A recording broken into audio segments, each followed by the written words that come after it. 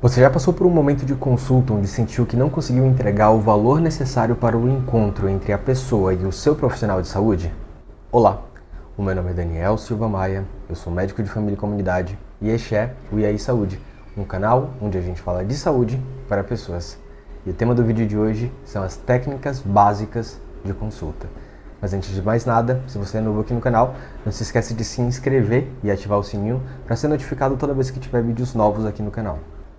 Mas antes de falar do vídeo propriamente dito, você pode estar se perguntando: por que falar sobre técnicas de consulta? Uma consulta nada mais é do que o encontro entre uma pessoa e o seu profissional de saúde. E a gente costuma dizer que a consulta ela tem 3 objetivos primordiais. O primeiro é estabelecer diagnósticos precisos.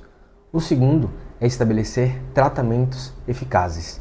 E o terceiro é estabelecer um vínculo entre a pessoa e o seu profissional de saúde. Então, no vídeo de hoje, a gente vai descrever as principais técnicas, as técnicas básicas para que uma consulta ela tenha qualidade, ou seja, para que na consulta a gente consiga atingir os nossos 3 objetivos principais. E a primeira técnica para uma consulta adequada, ela começa antes mesmo da consulta em si. Ela começa no que a gente chama de preparação e organização. E essa etapa, ela se divide em 2. A gente tem a preparação interna, que é quando o profissional de saúde, ele olha dentro de si mesmo e avalia como que eu tô para começar essa consulta. Esse movimento de você olhar para dentro de você mesmo e se perceber como você tá, já é fundamental. Não que isso seja suficiente para que a próxima consulta ela seja perfeita. Mas isso é fundamental para que você tome consciência do seu estado. Então, por exemplo, se eu terminei uma consulta e eu estou atrasado para uma próxima consulta, mas eu também estou apertado para poder ir ao banheiro, eu preciso parar e me perceber. Se eu simplesmente engato uma consulta na outra, eu perco a capacidade de agir e passo somente a reagir diante das situações que me são apresentadas. Então, pare. Observe para você mesmo. Como é que eu estou para iniciar a próxima consulta? Se eu estou atrasado, tudo bem, respira, né? E tente fazer com que isso interfira o mínimo possível na sua próxima consulta. Se você está com muita fome, ou então está com vontade de ir ao banheiro, por exemplo, será que não vale a pena separar 5 minutos para poder ir ao banheiro, então comer alguma coisa rápida que você já se preparou, né, para esse momento no seu dia? Porque isso vai te possibilitar estar mais presente na próxima consulta e ser inclusive mais resolutivo, mais produtivo, entregar mais valor para a próxima pessoa que você vai atender. Então, o primeiro passo é essa organização interna, e a gente também faz a organização externa, que é a organização do ambiente. Então, como que está o meu consultório para poder receber essa pessoa? Eu tenho impressos adequados, a minha impressora está funcionando, eu estou com a minha sala minimamente limpa. Isso não quer dizer que a gente precisa estar com tudo perfeito para poder iniciar o próximo passo. Claro que esse é o mundo ideal. Mas se esse ideal ele não for factível, eu preciso pelo menos tomar consciência das minhas limitações, tanto internas quanto externas, né, do meu ambiente, para poder ter mais consciência durante a próxima consulta, para reagir menos e tomar decisões mais conscientes, para poder agregar mais valor e cumprir com os nossos 3 objetivos da consulta. O segundo passo envolve também algumas etapas antes da consulta ela iniciar propriamente, que envolve a gente fazer o movimento de estar aberto na consulta. E o que significa estar aberto? É estar receptivo, é criar um ambiente de fato convidativo para que a próxima pessoa, né, a pessoa que vai ser consultada, para que ela se sinta de fato confortável nesse ambiente. Vamos pensar um pouquinho. Eu tenho 3 objetivos para a consulta, retomando: diagnósticos precisos, tratamentos eficazes e estabelecer vínculos. Tudo isso porque o mais importante para essa consulta é que eu consiga informações de qualidade para atingir os meus 3 objetivos. E eu só vou conseguir essas informações de qualidade se a pessoa que está sendo consultada se sentir confortável em me dar essas informações, né? Me oferecer essas informações da melhor maneira possível. Então é fundamental que, para ter informações de qualidade, para atingir os meus objetivos, eu crie esse ambiente convidativo, receptivo para essa pessoa.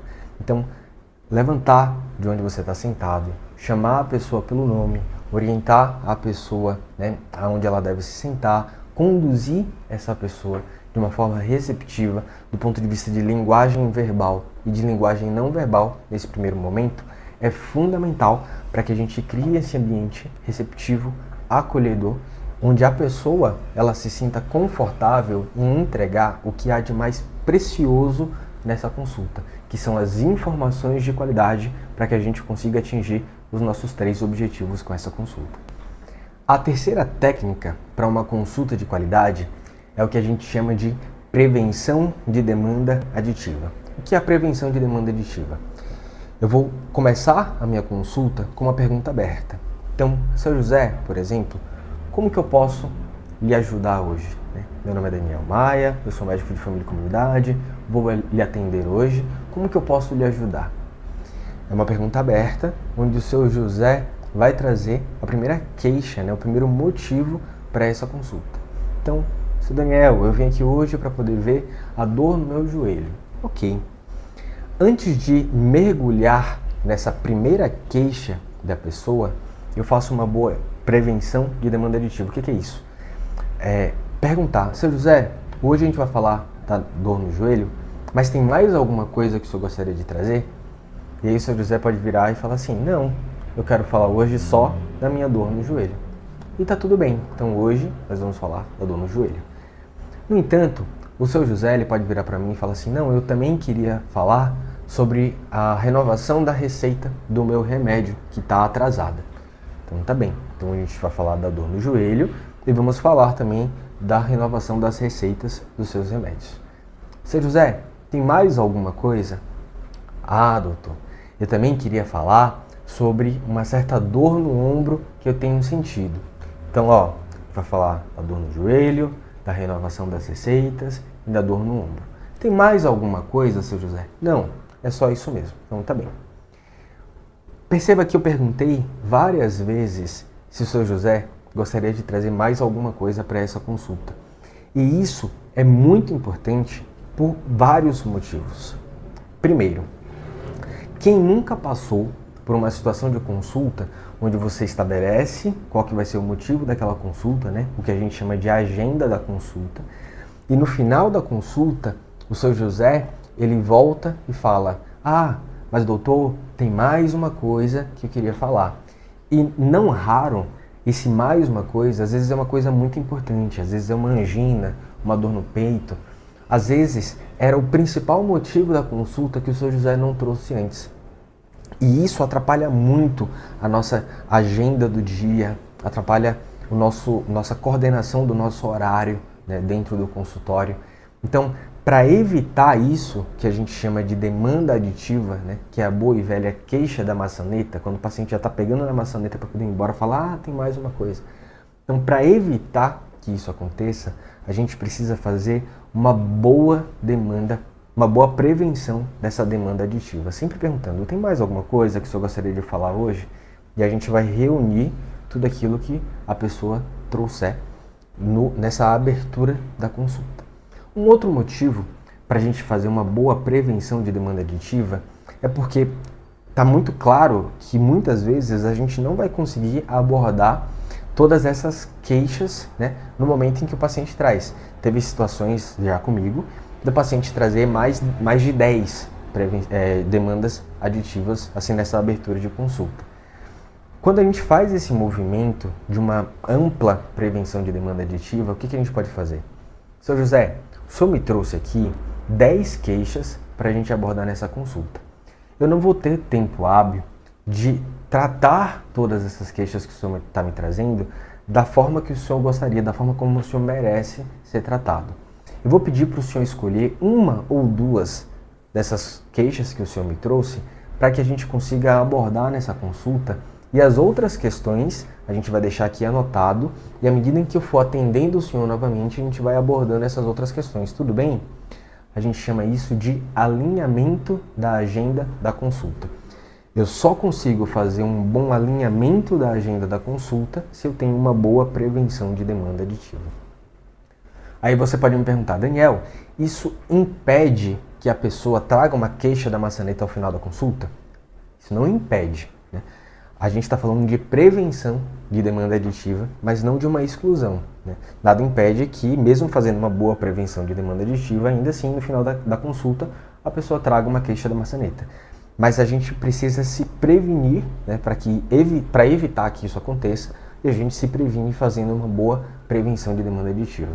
E quando a gente traz um alinhamento dessa agenda da consulta, a gente consegue inclusive negociar com o paciente.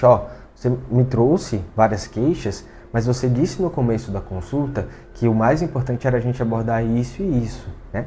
Eu não vou conseguir, nessa consulta, abordar da maneira que você merece, né, essa queixa que você está me trazendo. Então eu vou deixar aqui anotado e numa outra oportunidade a gente volta a conversar sobre isso, tudo bem? Então é uma ferramenta para a gente fazer um bom alinhamento dessa agenda da consulta. Uma outra vantagem de a gente fazer uma boa prevenção de demanda aditiva. Eu já tive um atendimento que o paciente entrou no meu consultório francamente ictérico. Ictérico é quando a pessoa está amarela, né? Tá com os olhos amarelados, né? E aí eu perguntei, seu fulano, como é que eu posso lhe ajudar hoje? Não, eu queria falar sobre esse amarelo, né, dos meus olhos que apareceu aí há algumas semanas. Tudo bem, a gente vai falar aqui hoje sobre essa icterícia. Mais alguma coisa? E aí ele me trouxe algumas coisas, né, relacionadas ao estilo de vida, né, que ele bebia muito, né, que ele estava sentindo umas dores abdominais, né?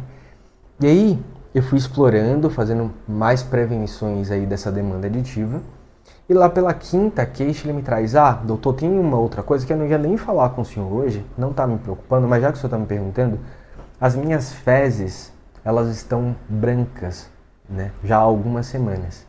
Então a gente chama isso, né, na medicina de acolia fecal, que são as fezes mais esbranquiçadas, que tem tudo a ver para o meu raciocínio sobre a icterícia, sobre o amarelo nos olhos desse paciente. E eu só consegui esse racional que me fizesse sentido para eu entender melhor o que estava acontecendo, fazendo essa boa prevenção de demanda aditiva. Então, fazendo isso no começo da consulta, a gente consegue fazer com que o paciente ele traga informações que são muito importantes já no começo da consulta. E assim o nosso raciocínio clínico fica muito mais claro, né? Uma última vantagem de a gente fazer uma boa prevenção de demanda aditiva é quando a gente fala de demandas em saúde mental. Muitas vezes, a pessoa que tem uma demanda em saúde mental, ela traz consigo muitos dos estigmas desses transtornos. Então, a gente tem o que a gente chama de demanda oculta, né? A pessoa ela vem para a consulta pedindo ajuda, mas por N questões psicológicas, sociais, ela tem muita dificuldade em trazer aquilo como uma queixa. Então, às vezes, são pessoas que trazem muitas demandas iniciais. E aí, quando essa pessoa ela vai trazendo demandas iniciais e a gente vai deixando ela confortável para trazer, a gente pode deixar ela mais confortável para trazer a real queixa, né, a real demanda daquele dia. Às vezes é uma ideação suicida, ou então alguma outra demanda aí em saúde mental. Ou ainda que ela não traga, se é alguém que está trazendo muitas demandas iniciais, eu preciso ter pelo menos aquela curiosidade inicial em entender quem que é essa pessoa, né? O que pode estar acontecendo. Então fazer uma boa prevenção de demanda aditiva abre vários leques aí do ponto de vista de raciocínio clínico e também de como eu vou estruturar a minha consulta para extrair as informações de melhor qualidade para atingir aqueles meus 3 objetivos iniciais. E uma vez que eu tenha feito uma boa prevenção de demanda aditiva, eu vou para o segundo passo, que é ter muito claro na minha cabeça qual que é o desenho dessa consulta. E o que é o desenho da consulta? A gente divide o desenho da consulta em 2 partes. Uma é o que a gente chama de desenho superficial da consulta. O desenho superficial são as perguntas que vão trazer respostas ao meu motivo dessa consulta. Então, por exemplo, se eu tenho aquele paciente que veio por conta do amarelo nos olhos, né, por conta da icterícia, o meu desenho da consulta são as respostas que vão esclarecer essa icterícia. O que está acontecendo? Qual que é a natureza da icterícia desse meu paciente? Se eu tenho, por exemplo, um paciente que vem por conta de uma dor no joelho, o meu desenho superficial é essa dor no joelho, né? Do que se trata essa dor no joelho? Qual que é a natureza dessa dor que meu paciente tem sentido, né? O desenho superficial da consulta pode ser o paciente que vem mostrar exames, o paciente que vem solicitar exames, que vem renovar a receita, né? Então, quais são as perguntas que eu vou precisar fazer para trazer respostas para esse meu desenho superficial da consulta? E o desenho profundo da consulta é como esse momento, esse encontro clínico, ele se relaciona com o cuidado dessa pessoa ao longo do tempo. Então a gente tem aí uma relação com outros conceitos, como coordenação do cuidado, longitudinalidade, que conversam, né, que são exatamente a forma como esse encontro, essa consulta de hoje, se relacionam com o cuidado dessa pessoa ao longo do tempo. A gente já tem vídeo aqui no canal sobre coordenação do cuidado, sobre longitudinalidade. Então, quando você terminar esse vídeo, checa esses outros vídeos para poder entender melhor sobre isso que a gente está falando. Então, o desenho da consulta, eu preciso ter muito claro quando eu termino esse movimento inicial que a gente chama de abertura de consulta. Terminei essa abertura de consulta, preciso ter muito claro na minha cabeça qual que é o meu desenho superficial dessa consulta. No final dessa consulta eu vou precisar trazer respostas para quê? Esse é o meu desenho superficial. E como essa consulta de hoje se relaciona com o cuidado dessa pessoa ao longo do tempo. Então esse é o desenho profundo dessa consulta. Terminada essa parte inicial, que a gente chama de abertura de consulta, a gente vai começar a mergulhar nessa parte intermediária da consulta, nessa parte intermediária da anamnese, né? E nessa parte, a gente tem dois caminhos que a gente pode seguir. O primeiro desses caminhos é entender melhor quem que é essa pessoa, né? Para isso, a gente vai usar uma ferramenta chamada PSO. O PSO é uma ferramenta que a gente utiliza para explorar melhor quem que é a pessoa a que a gente está consultando. Então, P de pessoal, S de social e O de ocupacional. Então, quem é essa pessoa? Qual que é a história de vida dessa pessoa? De onde ela vem, onde ela mora, com quem que ela convive, quais são os espaços que ela frequenta, qual que é a ocupação dessa pessoa, né? Como é essa ocupação? Por exemplo, eu já atendi um paciente que a queixa dele era uma dor no calcanhar. E aí eu fui perguntando, me fala um pouquinho de você, de onde você vem, com o que você trabalha. E ele era garçom. Mas essa informação, eu não posso ficar satisfeito com essa informação. Eu preciso muitas vezes mergulhar em como é de fato o trabalho dessa pessoa, né? Como que essa pessoa ela vai para o trabalho? Como que é o relacionamento com os colegas de trabalho? Qual que é a relação dela com o trabalho? Qual que é o sapato que essa pessoa usa no trabalho? No momento de descanso, essa pessoa tem um local apropriado para descansar no trabalho? E nessa consulta em específico, tudo isso foi muito importante para ajudar a estabelecer um planejamento para que essa dor no calcanhar ela deixasse de acontecer. No caso, era uma fascite plantar, né? Também chamado de esporão. E aí e todas essas informações elas foram fundamentais para que a gente pudesse construir junto um planejamento que fizesse sentido para essa pessoa. É claro que a gente não vai precisar abordar o PSO a fundo em todas as consultas, mas se é uma primeira consulta, se é um vínculo que eu estou começando a estabelecer com essa pessoa, é fundamental que eu faça perguntas que me facilitem, né, na construção desse vínculo. E para além disso, se eu tenho um desenho de consulta superficial e profundo muito bem estabelecido na minha mente, eu preciso ancorar a coleta de informações que sejam fundamentais para enriquecer o meu desenho de consulta. Então, às vezes, são perguntas que vão se relacionar diretamente com o meu desenho de consulta. Se eu tenho um paciente que, por exemplo, ele tem pressão alta, ele é hipertenso, eu preciso esclarecer, por exemplo, como que essa pessoa se alimenta, como é que está a alimentação dessa pessoa, como é que está a prática do movimento, né, da atividade física dessa pessoa. E tudo isso tem aspectos familiares que são muito importantes. Então é muito importante para mim entender com quem que essa pessoa mora, né, como que são feitas as refeições dessa pessoa, e tudo isso está intrinsecamente relacionado ao meu desenho superficial, à minha queixa principal, o meu motivo principal dessa consulta. Então, eu vou estabelecer essa ferramenta do PSO para buscar informações relacionadas à pessoa que são importantes para a minha consulta. E eu também tem uma ferramenta que é muito importante para eu esclarecer melhor a queixa dessa pessoa. Então, se a queixa dessa pessoa ela veio renovar a receita porque ela tem pressão alta, por exemplo.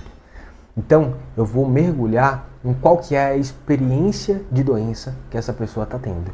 E aí, para abordar essa experiência de doença, a gente tem uma ferramenta fundamental que a gente chama de SIF, né?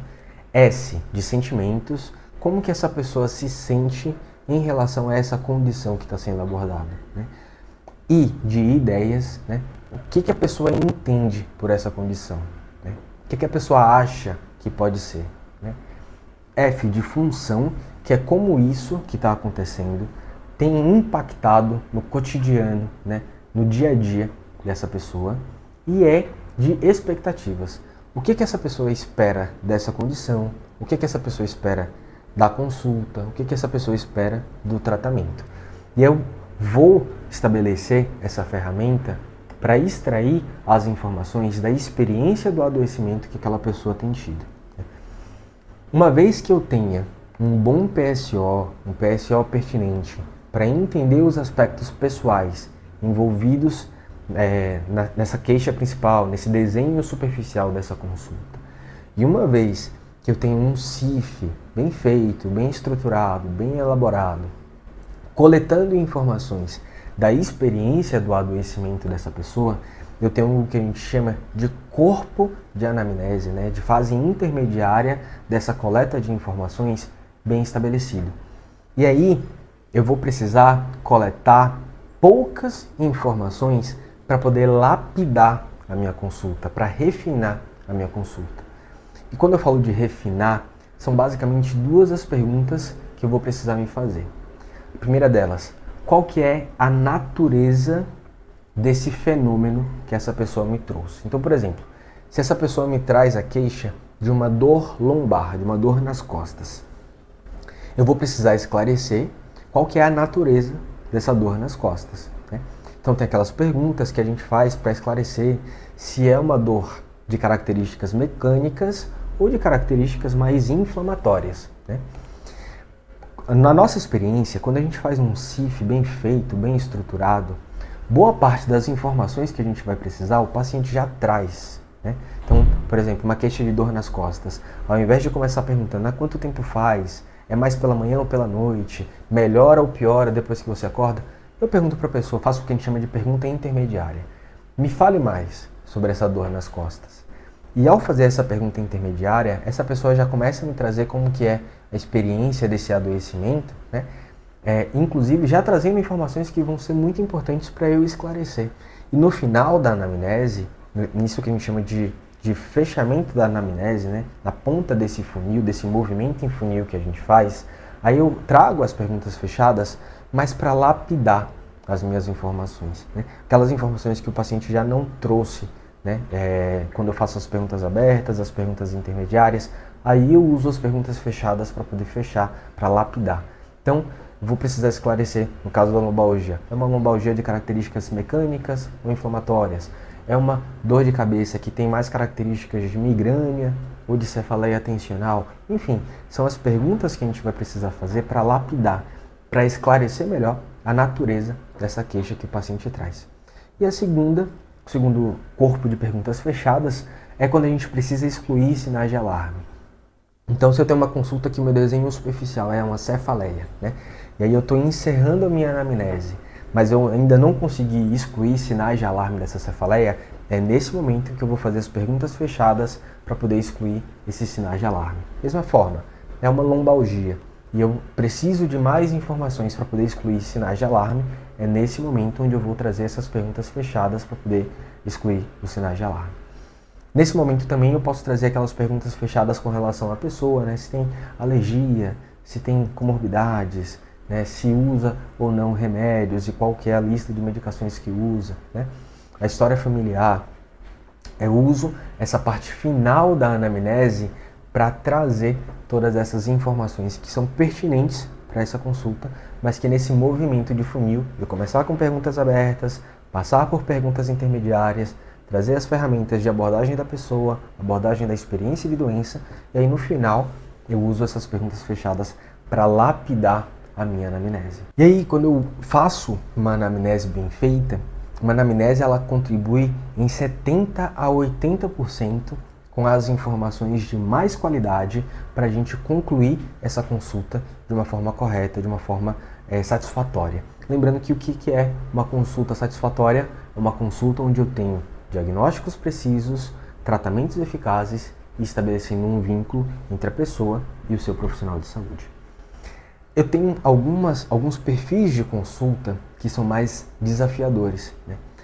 Eu tenho perfis de pessoas, de pacientes, que eles têm certa dificuldade em trazer informações de uma forma mais concisa, de uma forma mais objetiva. É um pouco prolixo, né? Você pergunta de uma coisa e aí a pessoa traz informações de outras coisas que não necessariamente têm a ver com aquela característica inicial.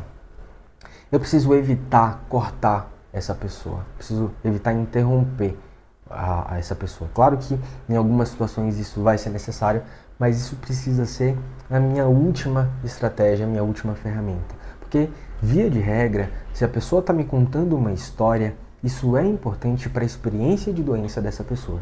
E se eu interrompo, se eu corto essa pessoa, eu estou deixando de criar aquele ambiente convidativo, acolhedor, que é fundamental para que essa pessoa me traga informações de qualidade, né? Então, a gente tem algumas técnicas de pensamento que servem para a gente não se perder nesse tipo de consulta, que é a técnica da ancoragem. O que é isso? Quando eu tenho uma consulta mais desafiadora nesse sentido, né, da pessoa trazer as informações de uma forma mais desorganizada, mais prolixa, eu preciso ancorar o meu pensamento no que é o meu desenho superficial da consulta. Então, a consulta começou a se perder, o que eu faço? Eu volto para o meu desenho da consulta e aí, se for preciso, eu começo novamente. Sim, mas sobre isso aqui, sobre a dor no joelho, o que você me diz? O que a senhora me diz? O que o senhor me diz? Né? Preciso ancorar o meu pensamento no que é o meu desenho da consulta. Quando a gente não ancora o nosso pensamento, a gente corre o risco de ter consultas que a gente chama de, por exemplo, consulta camarão. O que é uma consulta camarão? É aquela consulta onde eu vou onde a maré me leva, né? Às vezes a pessoa ela desvia o pensamento da consulta numa outra direção e eu estou indo acompanhando a pessoa nessa outra direção. Daí a pouco a consulta vai para um outro sentido, eu estou indo também nesse outro sentido.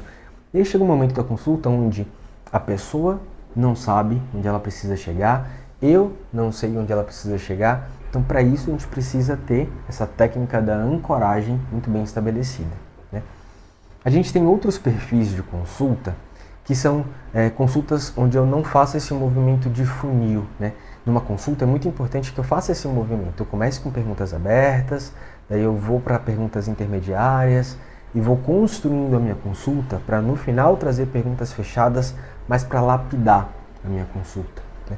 Quando eu fecho essa consulta precipitadamente, eu corro o risco de ter dois perfis de consulta. O primeiro perfil de consulta a gente chama de consulta estrelada. Quando o paciente entra no meu consultório, eu já tenho certeza do diagnóstico.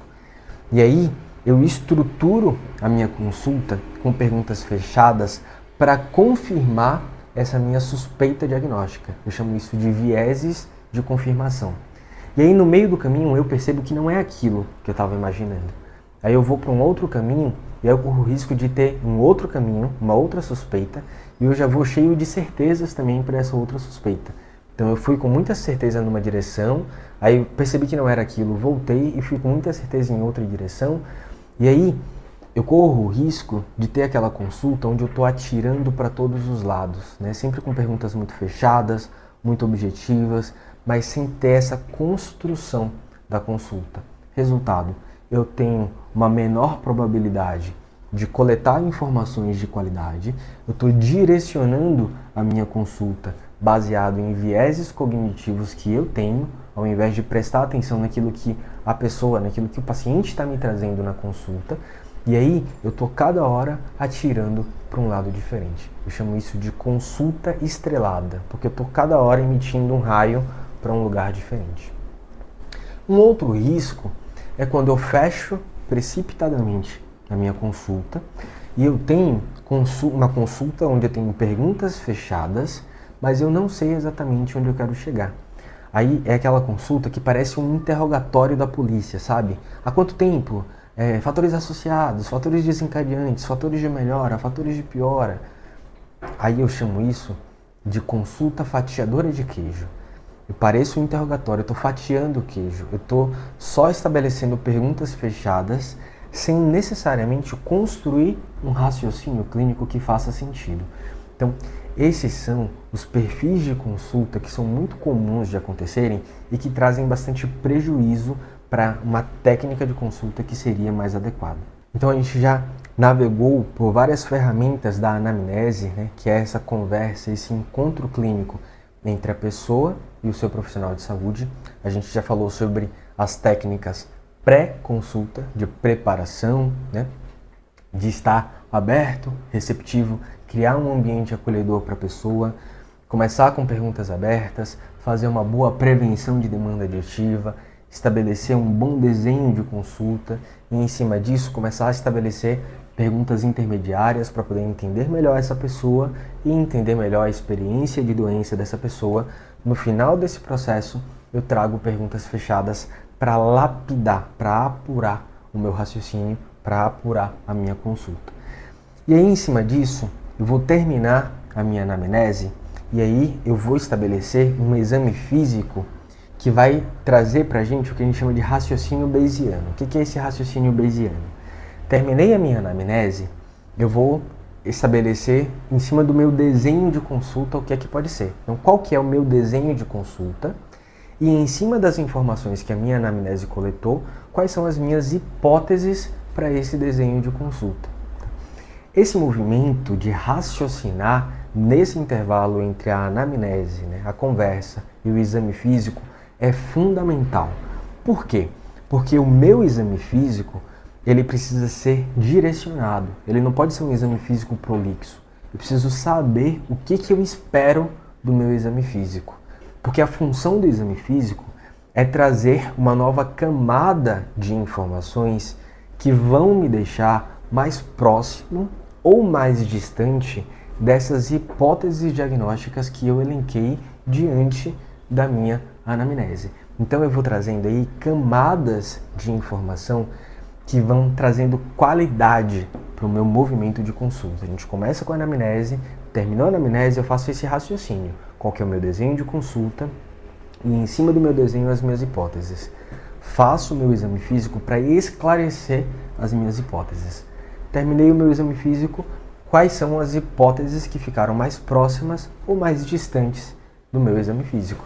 E é aí que eu vou trazer uma nova camada de informação. Eu preciso de exames complementares para poder aprimorar o meu diagnóstico, né? Ou não, eu já tenho informações que me dão um certo nível de certeza para poder tomar uma conduta terapêutica, né? Então, terminei a minha anamnese, eu vou estabelecer o meu exame físico, tendo muito claro no meu pensamento, né, qual que é o meu desenho e as minhas hipóteses, seguindo o raciocínio bayesiano. A gente ainda vai ter vídeo aqui no canal sobre raciocínio bayesiano, mas é trazer camadas de informação para poder aprimorar a qualidade da minha consulta. Terminei o meu exame físico, está na hora de eu organizar isso, né, trazendo novamente o vídeo do registro clínico orientado por problemas, né. Eu fiz meu subjetivo, meu objetivo, agora eu vou para a parte da avaliação, onde eu vou escrever e colocar todo o meu raciocínio, né, no prontuário do paciente e vou estabelecer junto com o paciente um plano conjunto, né? Então, diante das informações que a gente coletou no processo de anamnese, no processo de entrevista clínica, diante das informações que foram aprimoradas com o meu exame físico, as minhas hipóteses mais fortes são essas, né? Mas eu consegui ou não excluir tal ou tal hipótese. Vamos agora estabelecer o nosso planejamento. Planejamento terapêutico. Então, para aliviar a sua dor, a gente vai fazer isso, isso e isso. Para investigar, né, o que pode ser, a gente pode fazer isso, isso e isso. Né? Planejamento educacional, né? E também o planejamento do acompanhamento. Né? Então, eu preciso que você retorne tanto tempo para a gente fazer isso, isso e isso. Né? Então, a gente vai trazer essas 4 esferas do planejamento da nossa conduta, sempre trazendo isso não numa perspectiva unidirecional, mas numa perspectiva que precisa fazer sentido para a pessoa. Então a gente chama isso de estabelecer um planejamento conjunto. Quer um esclarecimento melhor sobre isso? Vídeo sobre registro clínico orientado por problemas. A gente esclarece também algumas informações dessa etapa do planejamento, mas a gente também vai ter vídeo sobre isso especificamente aqui no canal. Então, essas são as principais técnicas básicas para que uma consulta ela seja satisfatória do ponto de vista de trazer diagnósticos precisos, tratamentos eficazes e o estabelecimento do vínculo entre a pessoa e o seu profissional de saúde. Se você gostou desse vídeo, não se esqueça de deixar o seu like, compartilha com outras pessoas que também possam gostar desse tipo de conteúdo. Não se esqueça também de se inscrever no canal e de ativar o sininho para ser notificado toda vez que tiver vídeos novos aqui no canal. Eu vou deixar aqui 2 cards para você assistir. Um é o nosso vídeo sobre longitudinalidade e o outro é um vídeo sobre registro clínico orientado por problemas. A gente fica por aqui, até o próximo vídeo.